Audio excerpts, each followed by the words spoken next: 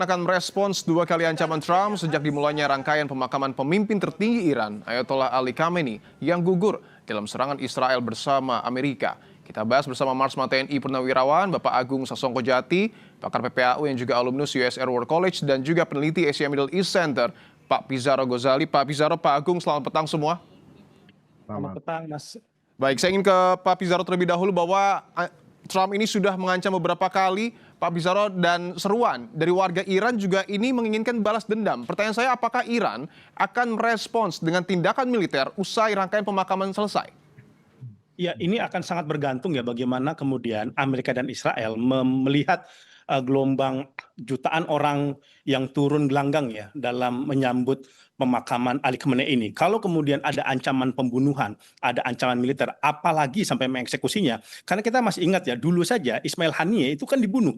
Pemimpin Hamas itu di Teheran pasca menghadiri prosesi pelantikan Masoud Pezeshkian sebagai presiden Iran saat itu, akhirnya dieksekusi. Nah, kalau kemudian akhirnya ini ada eksekusi, ada upaya untuk melakukan kekacauan, saya kira IRGC udah bisa memantau. Apalagi IRGC kan udah mengatakan ya bahwa kami akan membalas setiap apapun upaya untuk mengacaukan proses pemakaman. Saya kira ucapan IRGC ini pasti kan dikatakan karena dia juga sudah memiliki informasi bahwa adanya upaya ancaman itu dilakukan oleh Israel ataupun false flag. Misalkan ISIS ya kan didorong ke situ untuk melakukan misalkan kekacauan di sana. Karena dulu di Irak pernah ISIS itu melakukan bom bunuh diri ya ataupun pengacauan ketika jemaah Syiah itu sedang berkumpul di Irak. Saya kira kalau ini terjadi maka akan terjadi eskalasi yang sangat besar. Oke, saya ingin ke Pak Agung bahwa Iran juga nampaknya masih memegang kendali atas Selat Hormuz, termasuk juga situasi di Bab el-Mandeb juga tengah memanas, Pak Agung. Apakah Iran akan memanfaatkan situasi ini untuk membalas Trump?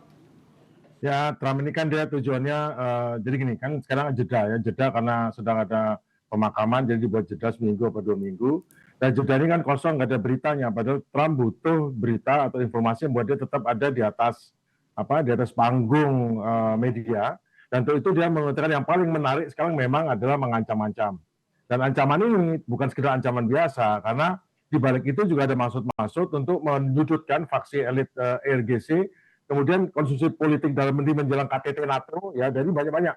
Kemudian juga klaim kemenangan ini tujuannya untuk untuk memberikan tetap perasaan masih melakukan adidaya, karena kalau enggak nanti kan panggung ini di pemakaman menunjukkan jutaan orang, menunjukkan banyak orang datang, bahwa sebetulnya Iran itu sebaliknya dari yang dikatakan oleh Barat selama ini, negara yang terpencil, negara yang terisolasi, negara yang ini, dan ternyata begitu banyak yang meliput, dan itu tidak bisa dibiarkan, dan tidak ada cara lain Trump yang mengurus dirinya untuk mengganggu itu, sehingga dia tetap ada adidaya, dan juga tujuan lainnya adalah dalam perundingan untuk menekan supaya nanti tetap mengikuti apa yang diinginkan oleh Amerika, bukan apa yang diinginkan oleh Iran dengan ancaman itu. Dan yang jelas, Iran sudah membalas dengan tetap melanjutkan perundingan, namun ingat hari ini mereka menyerang. Itulah jawabannya. Kenapa?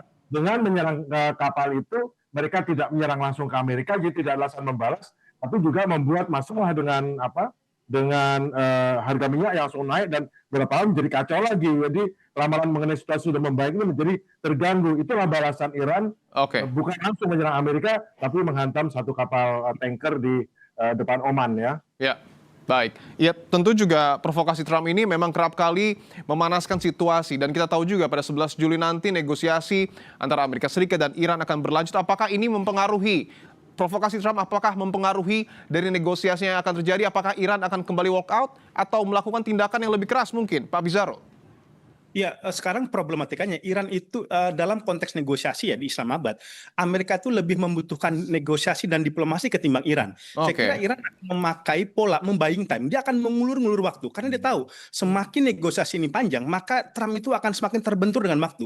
Apalagi menariknya sekarang di jelang pemilu selak yang akan dilakukan di November, itu politisi-politisi yang kontra Trump atau yang pro Palestina, pro perdamaian itu sudah menang tuh di primary Demokrat gitu.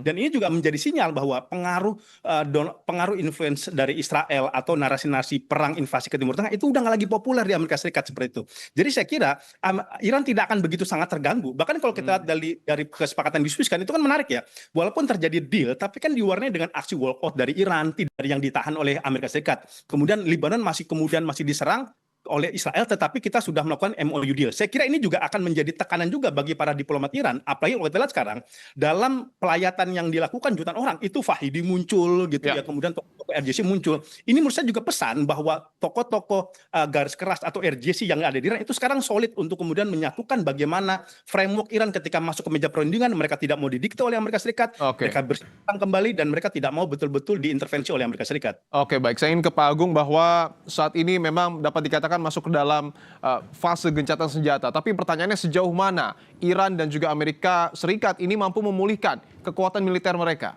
Pak Agung. Fase gencatan senjata ini sebetulnya adalah fase untuk istirahat sebentar. Tapi mereka tetap siap untuk melanjutkan perang dengan menyiapkan senjatanya. Tapi Iran lebih siap lagi karena dia meningkatkan jumlah rudal dan drone-nya. Amerika terpaksa mengirimkan sebagian karena kan harus dirotasi dan sebagian ini dia tidak sepenuhnya lagi full lagi kekuatan, tapi tetap masih ada kekuatan pemukul dan kekuatan bertahan. Namun yang jelas kemampuan memukul dan bertahannya tidak akan bisa menghadapi serangan Iran. Oleh karena itu tentu Amerika tidak akan menggunakan serangan maksimal atau total karena ini akan berbalas-balasan. Dia sekarang menekan, menginjak ataupun memaksa Iran untuk mengikuti apa yang dimau di perundingan. Sesungguhnya yang sekarang utamanya adalah perundingan. Perundingan utamanya adalah Iran, membuat Iran menyetujui banyak hal yang diakui oleh Amerika. Soal nuklir itu sebenarnya hanya soal bumbu-bumbu yang utama adalah jangan sampai sanksi itu dibuka dengan cepat. Sanksi buka karena sekarang masalahnya adalah Israel. Israel ini yang hubungan dengan Amerika agak kurang terganggu karena Israel memaksa untuk tetap soal Libanon. Jadi yang jelas mereka saling siap untuk menyerang kembali.